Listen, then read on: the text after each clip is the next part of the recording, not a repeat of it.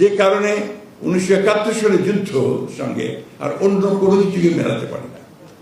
আর সেই কারণেই শহীদ প্রেসিডেন্ট জিয়াউর রহমান আমার কাছে একজন অনন্য পুরুষ, ক্ষণজন্ম পুরুষ, যে তিনি মুক্তিযুদ্ধের ঘোষণা দিয়ে যুদ্ধ শুরু করেছিলেন। আমি মনে করি এটা আমার কাছে একটা বিরাট।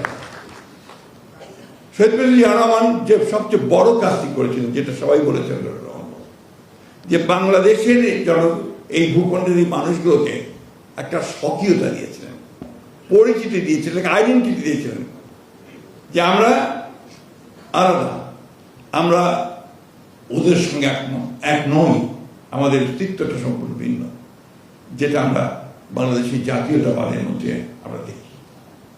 এবং এটার প্রতি কিন্তু সমগ্র দেশের মানুষ দেখেন। এইবারও নির্বাচনে আমাদের বুদ্ধিজীবীরা পত্র পত্রিকা মিডিয়াতে একটা হাইপ উঠিয়ে দিয়েছিল, যেখানে জামাতে ইসলাম ক্ষমতায় চলে যাচ্ছে, তারা সবচেয়ে বেশি ভোট পেয়ে তারা নির্বাচনে জয়লাভ করবে। এমনকি আমাকে পর্যন্ত পরাজিত করে রেখে দিয়েছিল মিডিয়াতে, ঠিক না? অথচ দেখেন মানুষ কিন্তু ভুল করলো না, মানুষকে ঠিকই তাদেরকে বাদ দিয়ে দিল, দিয়ে বিএনপিকে বেছে দিল। কেন? কারণ বিএনপি প্রতিনিধিত্ব করে একটা উদার গণতান্ত্রিক রাজনীতি। আমি সবসময় যে কথাটা বলি, জোর দিয়ে বলি, যে BNP is a party of liberal democracy. আমরা উদার গণতন্ত্রে বিশ্বাস করি, সেই উদার গণতন্ত্রকে আমরা প্রতিষ্ঠিত করতে চাই। আমরা এখানে অন্য কোনো বিভাজন সৃষ্টি করতে চাই না। বাংলাদেশ যে কারণে সৃষ্টি হয়েছে, সে কারণেই আমরা আরো জোর দিয়ে আমরা সেই দেশকে প্রতিষ্ঠিত করতে চাই। সে কারণেই আমার নেতা, আমাদের প্রধানমন্ত্রী তারেক রহমান সাহেব যে স্লোগানটা দিয়েছেন, সবার আগে বাংলাদেশ, এটার মধ্যে আপনার কোনো ঝামেলা নেই। ওই যেমন শহীদ প্রেসিডেন্ট জিয়াউর রহমান গানটাকে বেছে নিয়েছিলেন, যে প্রথম বাংলাদেশ আমার শেষ বাংলাদেশ, ঠিক এটা একই সেইভাবেই সবার আগে বাংলাদেশ।